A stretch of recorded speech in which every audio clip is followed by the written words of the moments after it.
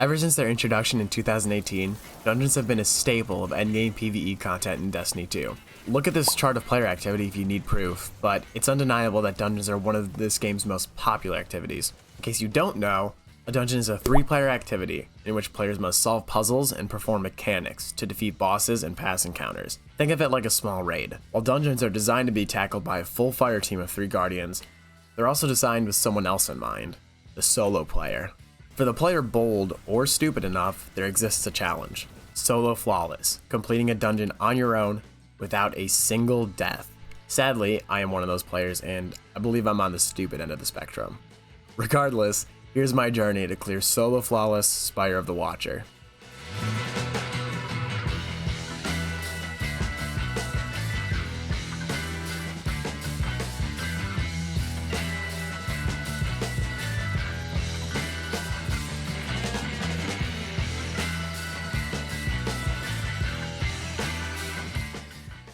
Let's start where all Solo Flawless runs start, the very first run.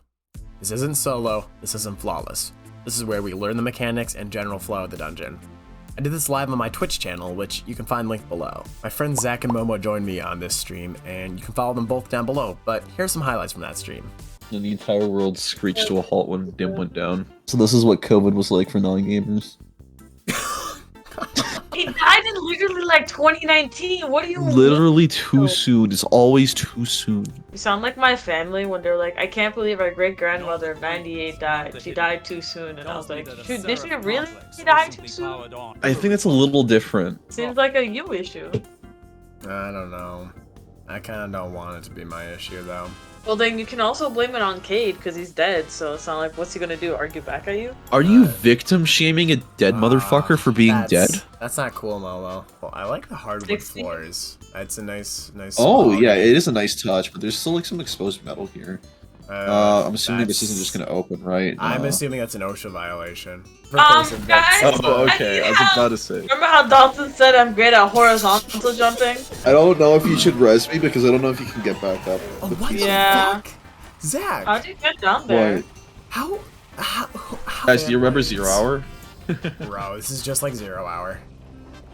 Yo, correct me if I'm wrong, but this is just like Dude, something about my warlock cheek just really get these enemies going. After a 6-phase damage cycle on the boss, we finally got the clear at 2:30 in the morning, and I went to bed. The next day, with a head full of mechanics knowledge and an ass full of shit, I began my very first solo attempt. I loaded in with Wither Horde for ad clear, Funnel Web to deal with the Minotaur shields, and an Eager Edge Sword for the jumping section. I also ran with Stasis because I like to use Shatter Dive to safely land during jumping puzzles. That sounds stupid in retrospect, but I'm gonna go with it anyways. Right away, the first thing I noticed was this was the incorrect decision to make. With the 4 Cyclops surrounding the arena, I was taking really heavy fire and I had no range to deal with them, which ended up being my downfall. I tried to pop a super in desperation, but I got gunned down really fast and I was sent right back to the beginning. Seeing as I wasn't going to need to do the jumping puzzle for quite some time, I decided to make a few quick changes to my loadout before restarting. I swapped to a linear fusion rifle to deal with Cyclops more effectively, as well as invisibility so I can make my way around the arena more efficiently. This worked considerably better, and I finally made it past the introduction to the dungeon. After a pretty goofy death in the jumping puzzle, I finally made it to the first encounter, the Ascent.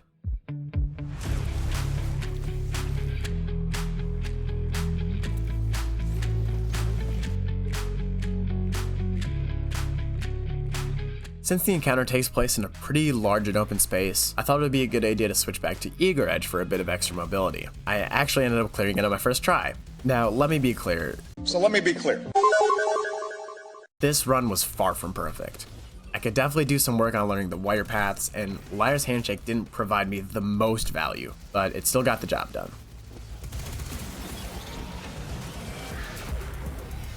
I also noticed later that I didn't use Eager Edge once during this encounter. I also spent a fair bit of time struggling to kill the Hydras that would spawn in, so I need to find a more appropriate power weapon to try for my next run.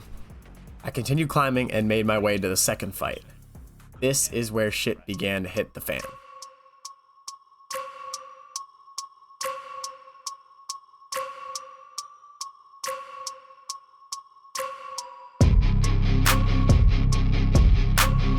Things didn't start out too bad, to be fair. I decided to stick with Witherhoard and Funnel Web, and I switched back to my linear fusion rifle so I could do damage on the boss. I had the wire routes down pretty solidly, and for the most part, I was managing adds pretty well. For the most part. I hit the final node to trigger damage, and I was met with two problems. One, I was still taking way too much fire from the airborne harpies, and my SMG just didn't have enough range to deal with them. And two, I wasn't able to take out the boss's eyes quick enough with the SMG.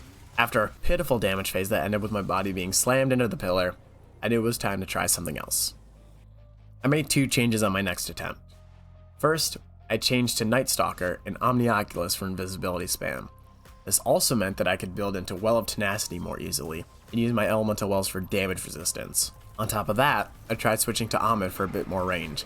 However, it was pretty inconvenient for dealing with the Minotaurs, so I quickly ended up back on an SMG. Even with a perk like Incandescent, I still didn't have the range I needed to deal with the Harpies. Without Combination Blow to help with adds on the ground, and no range to deal with the adds in the air, I went down pretty fast, and I knew it was time to go back to the drawing board.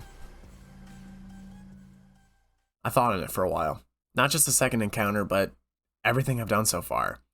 What could I do to streamline everything up to that point? What could I do to actually make it further than that?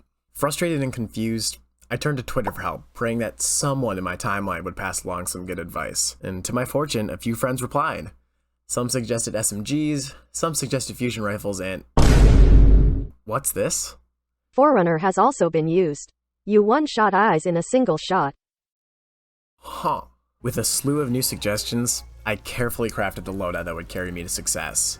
Forerunner the primary for eyes, BXR for taking out harpies and hitting nodes, Explosive Light Palmyra for damage. Since Night Stalker's neutral game wasn't getting me enough value, I decided to return to Gathering Storm.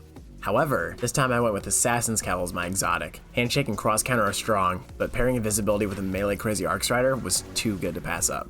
With the rally flag down on the ground and my cheeks tightly clenched, I got to work. Something felt different. Something felt right. I wasn't doing a lot of damage, but I sure as hell was doing way more than before. On top of that, I was doing a far better job of managing adds in the arena. Between that and Assassin's Cowl granting a pretty reliable uptime on invisibility, things were looking pretty good. So, that's an hour and 12 damage phases that I'll never get back? Lesson learned. There needs to be a better strategy for DPS. I noticed pretty quickly that keeping Explosive Light online was pretty difficult. A linear fusion rifle would definitely be more ammo efficient. I tried another run with Arc and Storm Chaser, and I was met with about the same pace as before. It's getting the job done, but it's not fast at all. The longer I spend in this encounter, the higher chance I have of messing up and wasting time. I need to find something faster, or at the very least something safer. So, I threw together a very fast Solar build. Of the Light 3.0 subclasses, Solar is by far the one I'm least experienced with, but it just has too much utility to pass up. This can probably be optimized, but just one damage phase was almost able to match my damage of 2 or 3 phases from the Arc run. Fondomite is far easier to maintain with throwing knives than it is with Combination Blow, and since the boss is a weird reflecty boy, I found one golden gun shot to be far more consistent than chucking a Gathering Storm at it. On top of that, we gain a bit of extra survivability thanks to party healing grenades and Well of Life. With a new wave of pinnacle drops and enough XP to unlock the solo operative mod, I dove in headfirst once again. And immediately died. I need to be far more careful in this opening area, because it doesn't play around. If you're not being serious, you're getting cinnamon swirled, and not in a good way. On a whim, I decided to load into a solo run on Void Warlock. I got my solo Flawless Prophecy clear on Devour, which, by the way, go check out that video too. Since I was going to be moving him around quite frequently, I figured keeping Devour online would be pretty easy. Very early on, I realized that this was in fact not the case. While Void was powerful, the utility Solar provides felt infinitely more valuable. Easy access to heals, potential for speed with Icarus Dash, and strong damage output with Well of Radiance are all pretty hard to deny. With that in mind, I fired up another run of the Hydra Boss with Well equipped, but something was still missing. I mean, it worked, but I really wasn't getting the results I wanted.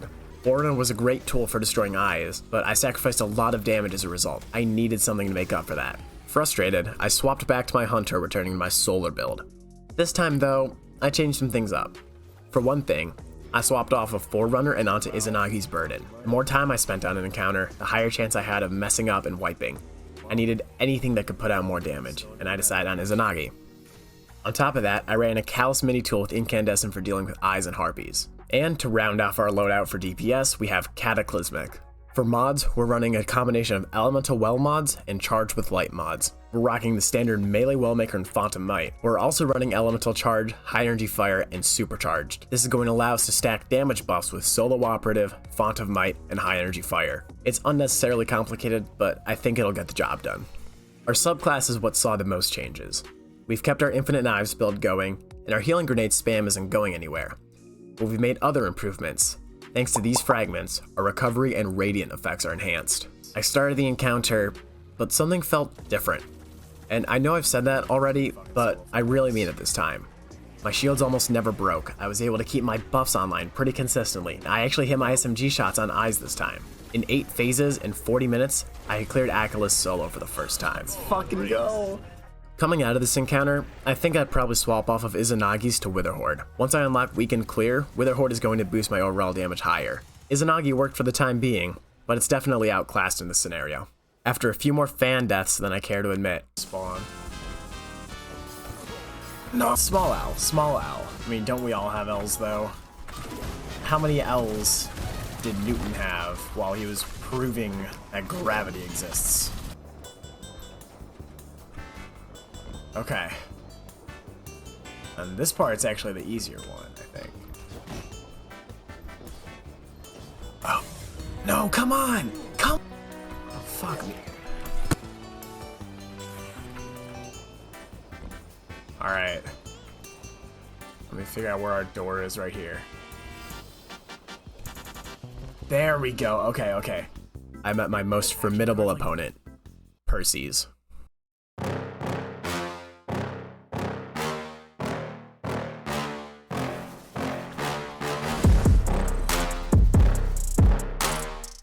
Immediately, I knew my weapon loadout needed to change. With how much Persys was going to flinch me, I didn't think I'd be able to hit Izanagi crits consistently. On top of that, I was going to need far more utility in terms of ad clear for this encounter, making Witherhoard the optimal pick. This would also help later on once I unlocked Weakened Clear. I'd get a nice debuff on Persys, making damage a little more bearable. Besides that, everything remained the same. I took a deep breath, rallied, and dove into my first attempt. I learned very quickly that this encounter is not designed for little baby shittertons. One tiny little mistake could lead to the end of an entire run, thanks especially to the pesky supplicants plaguing the arena. Over time, though, I began to pick up on a few pieces of valuable information. One was spawn locations and patterns. If you know where the supplicants are going to be, you can either fight them more effectively or avoid them entirely. And the second was boss movement patterns. The boss pretty much follows your every move, so getting around the arena can be a real struggle. I had to learn how to manipulate it into moving into a certain area, so I could get where I needed to go. I found that the easiest way to do this was with, you guessed it, Assassin's Cowl. Persys tracks on your last location before going invisible, and then seemingly guesses based on sound cues. I was able to escape him pretty easily with just a melee or a finisher. This knowledge would especially come in handy when it came to the red nodes of the arena. One failed run taught me that I needed to make sure the room was clear before shooting those nodes, especially since they're on a timer. Again, one false step means I might as well be taking a bath with the toaster. Eventually, I was able to come up with a simple order of operations for tackling this encounter. I've dubbed this technique EBSCAD. Think of it like PEMDAS, but with more explosions and possibly harder on your mental health. I don't know, maybe you struggle with math. Anyways, enter the reactor room as soon as possible via the side doors. These will open after a set short period of time. This is important because there are no ads in the reactor room until you activate the red nodes later on. On top of that, the middle door is closed, so Persys is not able to enter right now, making it the safest room in the arena. Now, admittedly, the reactor room is hard to get out of. Once the Hydras are dealt with, you're going to want to bait a Minotaur into your room. Get it to low health, then either melee or finish with Assassin's Cowl to go invisible. This is going to allow you to make a quick and safe escape from the reactor room. On top of that, killing the Minotaur in this fashion is going to give you quick access to the Arctrician buff. Our next goal in the encounter is to hit the red nodes at the center of the arena in order to open the middle door. With all the supplicants, however, this isn't going to be easy. Before you even think about shooting a node, you're going to need to secure the middle area. There are going to be 3 supplicants spawning in the middle area, right where you might want to stand to shoot your nodes. Take them out, and shoot your nodes. Try to keep an eye on your radar for any additional enemies that may approach you. Once the middle door opens, your next goal is to clear ads. At this point, the only enemies that will respawn in the main room are Minotaurs, so take out all the goblins and the supplicants to ensure your safety. Next, we're going to activate all our nodes, refresh your electrician buff as much as you need to, and keep looping that invisibility. And remember, dungeon bosses never enrage, so you realistically have enough time to take things slow and patiently. This is also when you'll bait Persys into the reactor room. It's not something you really need to go out of your way to do, since it'll just move towards your audio cues, but remember to just keep an eye on it. Finally, after you've hit the final node, it's damage time. Back out of the reactor room ASAP, refresh your electrician buff if you need to, then fire on the red nodes. Once you hit all 5 and the middle door reopens, you're free to put all of your ammo into Persys. I typically start with a Witherhorde shot, then pop my Blade Barrage and swap between LFR and refreshing Witherhorde. Definitely play back as well. Persys is going to continually move closer to you, and the last thing you want is to get punched by this dude. Once damage ends, move back into the reactor room via the side doors and start the process over again. After 7 attempts and 13 damage phases, I'd finally cleared Spire of the Watcher solo. Goodbye. All that was left was to claim my triumph for... Oh, I'd begun the run solo before leaving for work that day, and I picked it up again on stream, and because I had used a checkpoint, it didn't count as a solo run, even if I had done everything entirely on my own. If I did it solo though, I knew I could make solo flawless happen. I powered down the stream and woke up the next day, ready to grind. Tuesday, December 20th. Weekly reset. I fire up the stream and load into Spire. Here goes nothing. Already, things are looking good. I'm playing the intro far safer than I have before, avoiding line of sight with every Cyclops until I can safely deal with them one at a time. Before I know it, all 4 nodes are done, and I'm moving on to the jumping puzzle. Hours and hours of grinding the dungeon, learning every little in and out of how it works, crafting a perfected loadout. It all pays off here. I hit the Ascent, and things go damn near perfectly. Besides messing up a few node routes, I nail it on the head. I don't know, I want to say more, but this is a pretty bare bones encounter. There just isn't a lot to say. On the other hand, my fight to defeat Akelous has been a tumultuous one. Attempt after attempt, character after character, weapon change after weapon change. I know this encounter inside out, and this run proves it. I could be doing way more damage, but I'm taking it at my own pace. I'm working with the tools I'm most comfortable with, the damage survival balance I'm most confident in, and it shows. Akelous goes down just over the 1 hour mark. The fanblade section was honestly the section I was most nervous of in this run, but a simple technique from my bud Spaffles helped immensely. Slide off the first blade, hug the wall past the second. With that tip in the back of my mind, I easily dipped through the fans and entered the final arena. Persy stared me down from the other side of the room, ready to break every bone in my body. But I wasn't ready to let that happen. I wasn't going down without a fight. Scratch that. I wasn't going down. I start the encounter immediately taking out my first Hydra and booking it into the reactor room. Like the good little Algebra 1 student I am, I continue with my EBSCAD process, baiting the Minotaur, acquiring attrition. I secure mid, I clear my ads, I shoot my nodes. Just like that, it's the first damage phase. My damage is far from perfect, but I'm over the moon as I flee back to the reactor room, ready to reset. This goes on, but not without its close calls. Alright, we got it somehow. Oh no. Oh my fucking god. My balls are in my throat. No! No. Finally, one more damage phase. At this point, my heart is in my ass, and I can't feel my hands. The nerves are trying to get to me, but I don't let them. I take a deep breath and rely on my tried and true PEMDAS. My SMG hit the final 2 nodes, and the alarm sounds. Alright, get those I was here's ready, guys. Get them ready. This is it, this is the moment.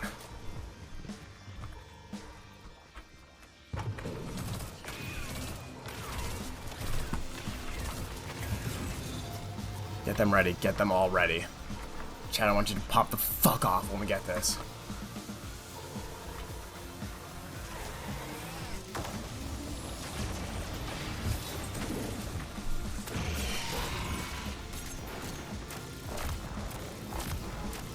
GG's, motherfucker. Uh-oh.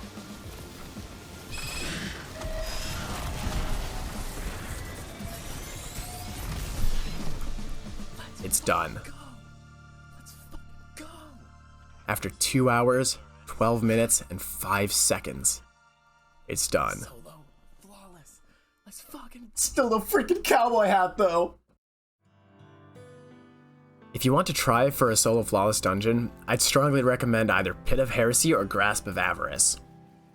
Pit of Heresy is arguably the easiest dungeon we have access to, and it's a great stepping stone for solo flawless runs. Grasp of Avarice was the first dungeon I ever got a solo flawless clear of, and it provides constant super regeneration, which can add a bit of breathing room for solo players that need to get an edge. Let me know if I should make any more solo guides or videos like this one. On paper, solo dungeons can look pretty intimidating. Especially when you haven't done one before, it can be really tricky to get your footing. If there's one thing I want you to take away from this video, however, it's that solo dungeons are a ton of fun. I always think of it like a puzzle. It's a game of figuring how to get from point A to point B. It's a balancing act of finding the perfect loadout for dividing ad clear, damage, movement, and survivability. It makes you think about the game completely differently, and, in my opinion, you usually leave a better player. Thanks for watching.